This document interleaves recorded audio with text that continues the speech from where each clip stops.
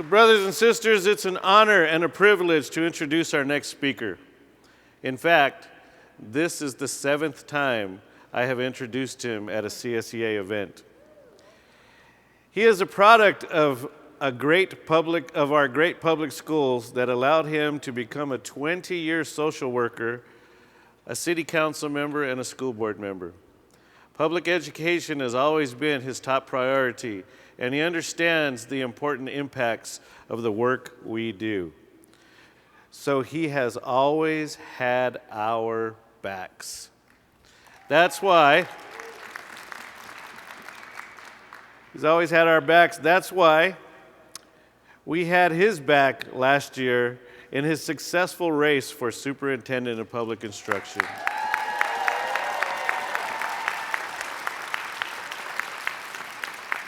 Now, as our state Superintendent of Public Instruction, he continues to be a great champion for students, public schools, and classified employees. He's a fighter for our students and the people who work every day to provide them a world-class education. Brothers and sisters, please join me in giving a warm welcome to California's Superintendent of Public Instruction, Tony Thurmond. Good morning. Y'all are lit. I tell you, I know how to party, huh?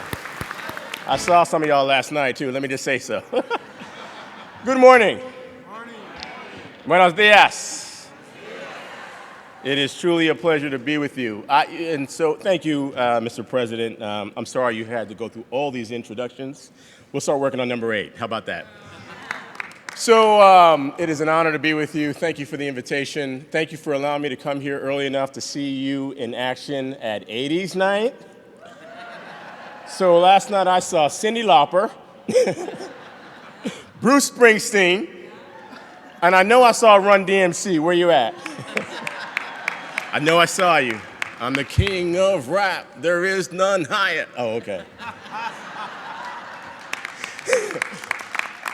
The dude in the back's like, keep your day job. He's like, look, I am a child of the 80s, and he's looking at me like, yeah, I'm glad the political thing worked out for you. That's okay, because I get to moonwalk every day on behalf of the working people in this state and on behalf of our students, so. And when those billionaires who think that we should only support certain students try to come after us and destroy us with their $40 million campaign, it's because of you, CSEA, that we're still standing. And today we're doing the great work on behalf of our state. Thank you. So thank you, Ben and Keith and David and to all of your team. It truly is an honor to be here. You know, as I came, I had a chance to see some family in the area, and they were asking me about what it is that I'd be doing. And I said, I'm going to have a chance to say thank you to the people who are the backbone of our schools. And they said, who are those folks? I said, they're custodians and maintenance workers and school security and transportation workers and people working in libraries and media and playground workers and office workers and so many more. And I told them that classified employees are educators who make a difference for our students, who commit to our communities and fight hard. When I was on the school board some years ago, it was a friend who was the custodian at his school who would come and tell me about the hungry students that he was meeting and helping. Outside of his duties, he was mentoring and supporting students in need. And you all are the backbone of our schools. And don't let anybody tell you otherwise. Thank you for being great educators for our kids. Thank you.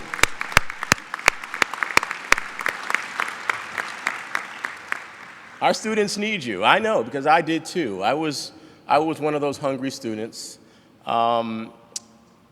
You know, I ate the free lunch. I was on the free lunch program, and everyone in my school made fun of me for eating the free lunch. And then as an adult, I realized my entire school was on the free lunch program.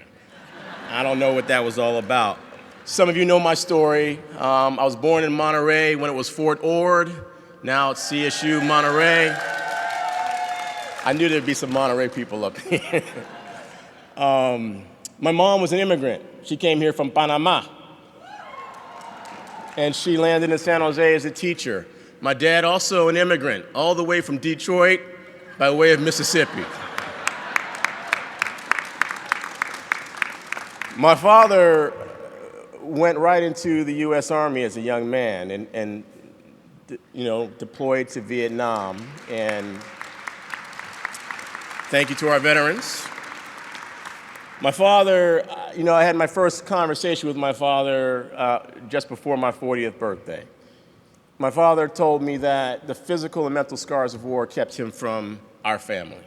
And so my mom raised 4 kids by herself until she could not. My mom was very, very sick. My mom had cancer.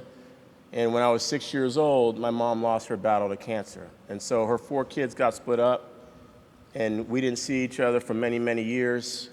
And my younger brother and I, we ended up in Philadelphia being raised by a cousin who we never met until we showed up on her doorstep.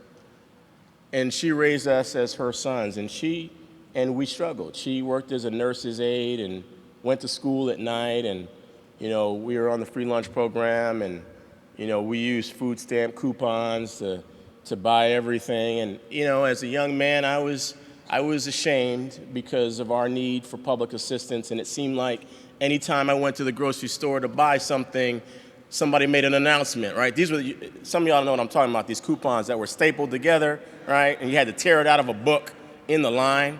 And every time I go in there, it's like, aisle number 7, we got somebody using food stamps. To bring shame to families is really a sin. We should be supporting our families and giving them an opportunity to climb out of poverty. And these programs help my family, and I'm grateful. And then there was the government cheese. I ate so much government cheese, I thought that USDA was a brand name. You had to cut through a box and through thick plastic to get to it. But once you got through it, it'd be the best grilled cheese or quesadilla you ever had. These programs and a very important public program helped me in my life to overcome, my own humble beginnings. And the most important public program that I ever participated in was getting a public education. And I'm very cognizant of the fact how easy it would have been for me to end up in California State Prison, and instead I ended up as California State Superintendent of Schools. Let's give that to all of our kids. And so it's been an honor for us to have our partnerships together. When I was in the legislature, our work together on AB 670 to make sure that playground workers would have classified status. Thank you for working with me on that bill. And for working with the California Department of Education so that annually we recognize classified employees of the year and helping us to select those representatives. Thank you. Thank you for your work this year to secure over $1 billion to support and protect pensions in the state of California. Thank you for your work. And thank you for standing up to the billionaires who think they have a right to privatize public education. Not on our watch. For your leadership on AB 1505 and for working with us on the governor's charter task force. I know that she's not here today, but you have to know that you have many champions on your staff who work hard for you every day. And Dolores Duran Flores was in that room standing up to billionaires every single day saying, not on our watch.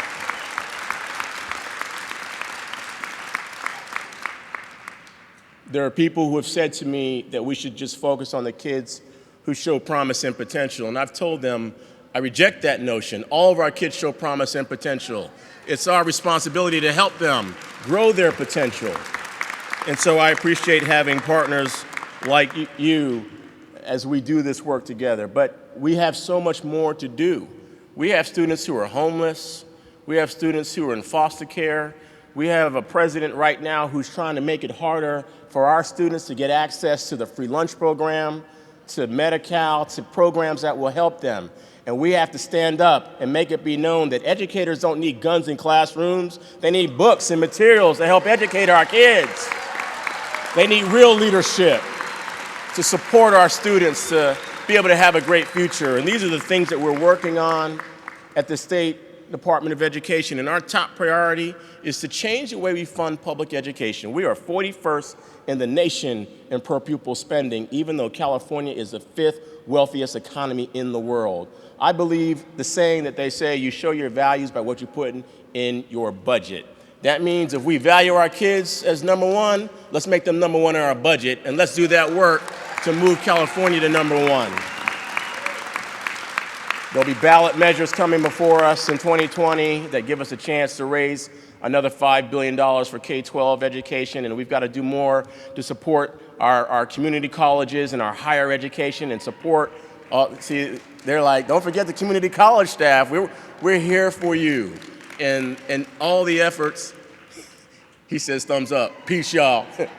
Don't make me come out here and moonwalk, because I will. I'm moonwalking for y'all. I will come in front of this stage and moonwalk.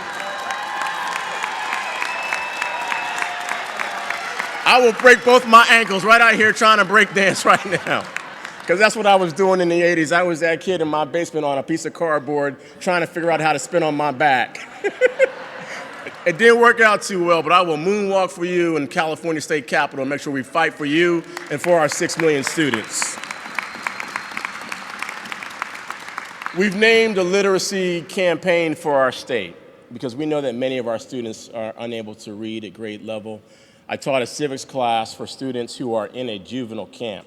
Imagine that. You receive your diploma behind bars. We have to close the school-to-prison pipeline. We have to educate and not incarcerate.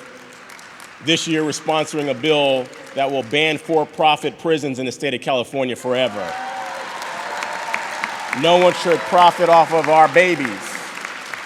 And so we'll continue to do this work with our statewide literacy campaign.